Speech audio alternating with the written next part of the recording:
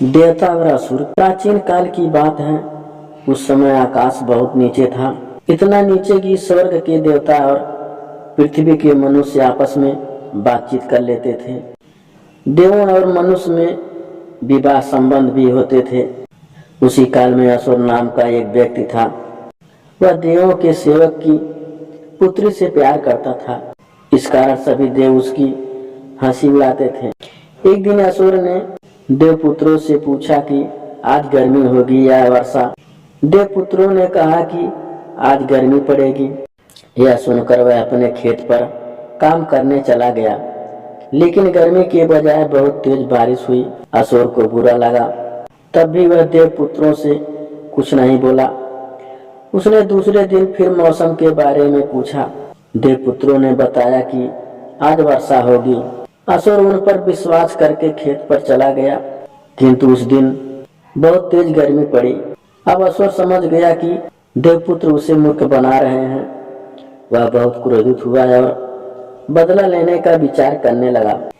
एक दिन जब कड़ी धूप पड़ रही थी, असुर ने घास फूस इकट्ठा करके आग जलानी शुरू कर दी। इससे ऊपर रहने वाले देव परेशान हो गए।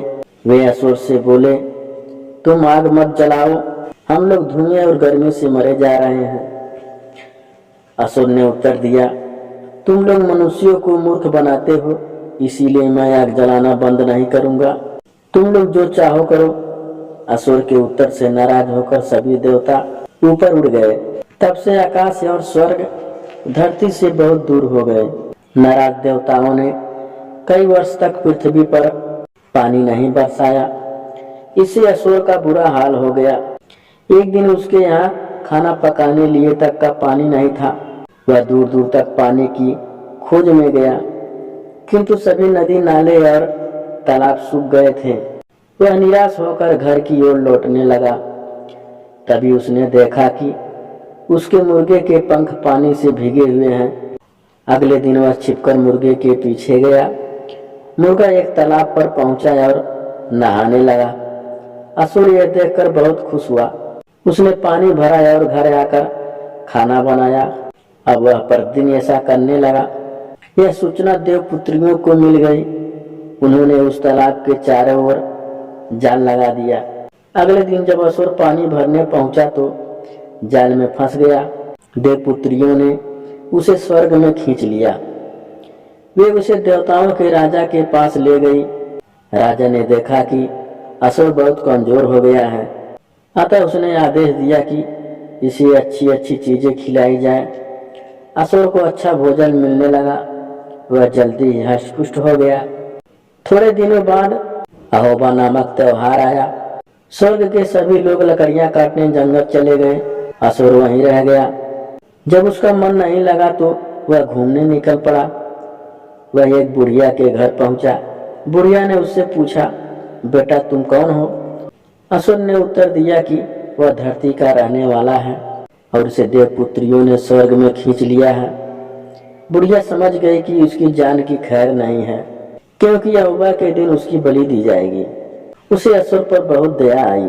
वह बोली, बेटा कल तुम्हारी बलि दी जाएगी। देवता लोग तुमसे एक गड्ढा खोदने को कहेंगे, तुम्हें उसी में मार दिया जाएगा।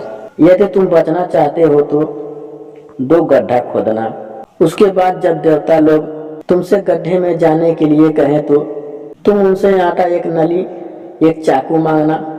गड्ढे के अंदर घुसकर दूसरे छिपने वाले गड्ढे में चला जाना और नली से आटा फूंक देना। देवता लोग समझ लेंगे कि तुम मर गए हो। इस प्रकार तुम बच जाओगे। असुर ने बुढ़िया से कहा, हे माँ, मैं तुम्हारा यह उपकार कभी नहीं भूलूंगा।